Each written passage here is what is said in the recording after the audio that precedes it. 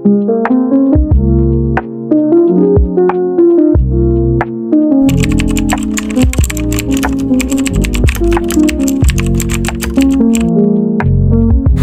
semuanya, saya Desi Sri Aryani ingin memaparkan materi yang sangat fundamental dalam kehidupan kita sehari-hari, yaitu proses sosial dan interaksi sosial dalam kehidupan masyarakat Indonesia. Secara sederhana, interaksi sosial dapat kita pahami sebagai hubungan timbal balik yang terjalin antar satu individu dengan individu lainnya, individu dengan sebuah kelompok, ataupun antar kelompok itu sendiri. Bayangkan saja, setiap kali kita berbicara dengan teman, bergabung dalam diskusi kelas, atau bahkan ketika kita melihat sebuah organisasi bekerja sama dengan organisasi lain, itulah yang disebut interaksi sosial. Interaksi inilah yang kemudian menjadi pondasi, menjadi dasar dari apa yang kita sebut proses sosial. Proses sosial sendiri adalah serangkaian cara atau pola yang manusia gunakan untuk membangun dan menjaga hubungan sosial yang pada akhirnya akan membentuk pola kehidupan bersama dalam kehidupan suatu masyarakat. Menurut dua sosiologi terkemuka, proses sosial adalah cara-cara berhubungan yang sangat konkret. Kita bisa melihatnya langsung ketika individu dan kelompok saling bertemu, berdialog, dan dari pertemuan itu mereka mulai menentukan bagaimana proses sosial. Ini berarti tanpa interaksi sosial yang aktif, kehidupan masyarakat kita tidak akan pernah terbentuk seperti yang kita kenal sekarang. Nah, dalam studi sosiologi proses sosial ini bisa kita bedakan menjadi dua bentuk utama, yaitu disosiatif dan asosiatif. Proses asosiatif ini adalah proses yang mengarah pada kerjasama, persatuan, dan peningkatan solidaritas. Contoh paling nyata yang ada di Indonesia itu adalah gotong royong, bahu-membahu mengerjakan sesuatu untuk kepentingan bersama dan upaya kesatuan.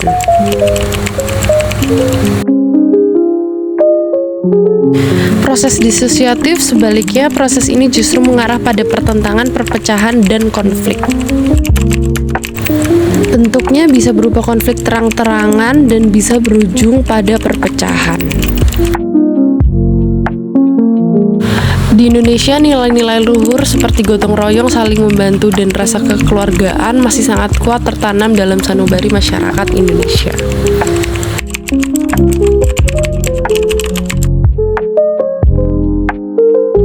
Untuk memberikan gambaran yang lebih konkret, mari kita mundur sedikit ke tahun 2020 hingga 2021 saat dunia dilanda pandemi COVID-19. Ini adalah periode yang sangat penuh tantangan di mana banyak masyarakat kita kehilangan pekerjaan, sulit memenuhi kebutuhan pokok, dan terjebak dalam krisis ekonomi. Tapi di tengah itu terbentuk kasus solidaritas yang sangat kuat.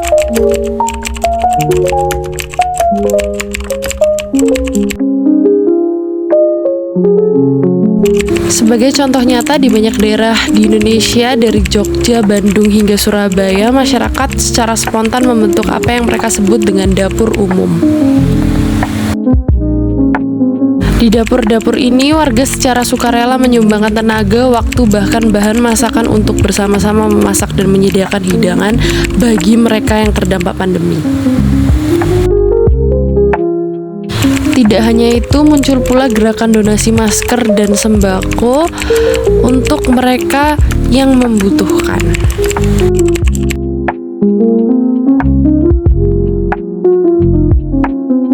Bahkan di level yang paling mikro, di lingkungan kampung-kampung, warga melakukan sukarela agar tidak ada yang merasa kesulitan sendiri.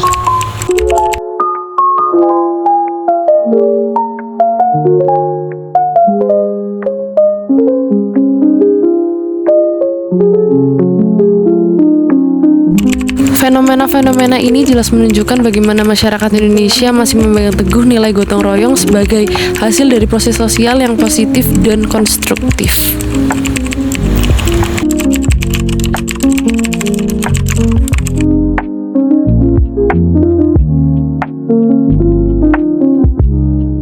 Jika kita telaah lebih dalam, peristiwa gotong royong yang terjadi selama pandemi ini memberikan gambaran yang kaya tentang bagaimana interaksi sosial menjadi landasan bagi terbentuknya solidaritas sosial yang begitu kuat. Pertama, interaksi sosial itu tidak hanya terjadi secara tatap muka, tapi juga melalui kontak sosial dan komunikasi dalam berbagai bentuk. Contohnya seperti ada grup-grup WhatsApp RT, RW. Dari komunikasi digital inilah mereka merancang rancangan pembagian makanan, mengatur jadwal bantuan, dan akhirnya komunikasi itu berhasil memicu kerjasama nyata di lapangan. Yang kedua, fenomena ini menunjukkan betapa hidupnya nilai dan norma sosial dalam masyarakat Indonesia. Ada rasa empati yang mendalam, kepedulian yang tulus, dan tanggung jawab sosial yang kuat terhadap sesama. Nilai-nilai luhur ini menjadi pemandu menuntun masyarakat untuk tanpa pamrih membantu mereka yang membutuhkan.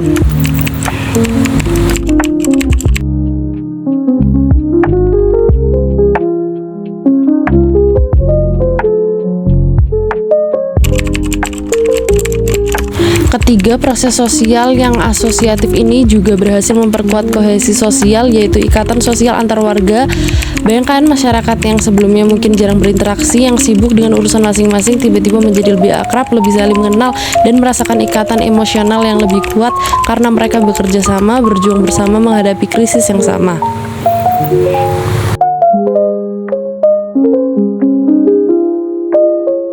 Namun di sisi lain penting juga untuk diakui bahwa pandemi ini juga memunculkan bentuk proses disosiatif. Kita mungkin masih ingat di beberapa daerah sempat terjadi penolakan atau diskriminasi terhadap pasien COVID-19 atau bahkan jenazah korban karena adanya ketakutan yang berlebih terhadap penularan.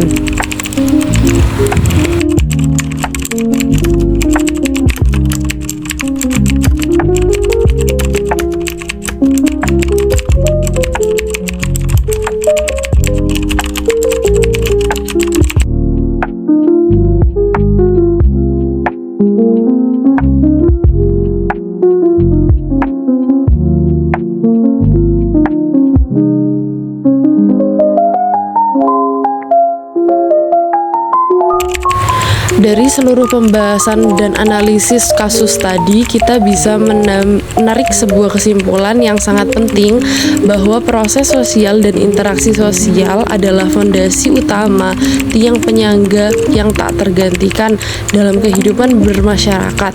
Tanpa adanya interaksi yang aktif dan dinamis, masyarakat tidak akan pernah terbentuk, tidak akan ada nilai, tidak ada norma, tidak ada kerjasama, bahkan tidak ada solidaritas sosial yang bisa kita rasakan.